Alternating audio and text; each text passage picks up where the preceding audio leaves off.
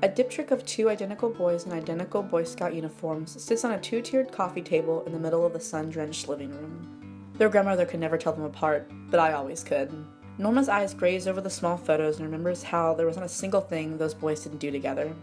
She looks up for a moment and informs me that she supposes she should disclose the most important moment of her life with me. The transition of a single child becoming a sibling is one that can rock a person to their core, but being a big sister was one of Norma's greatest achievements.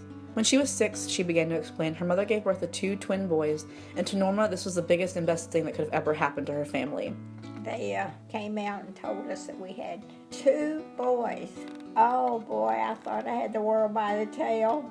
Jim and Joe, named after their paternal and maternal grandfathers, were a welcomed addition to the small family, and where Norma's mother saw a new rambunctious duo to look after, Norma found an opportunity to help twofold. Of course, there was a lot, we found out short, there was a lots of work to have 2 children. You know, with mother, she had to look this way and that way both, but they were easy to do for as far as much as 2 boys could be.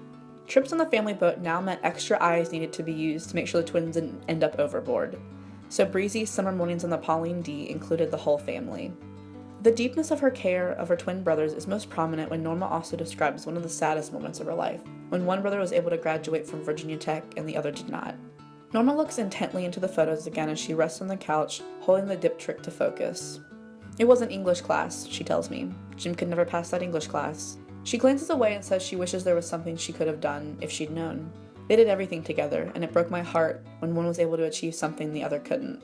Maybe we all would have been a little better off with an older sister like Norma, who saw an addition to her family as a deepening of love and not a thinning of it.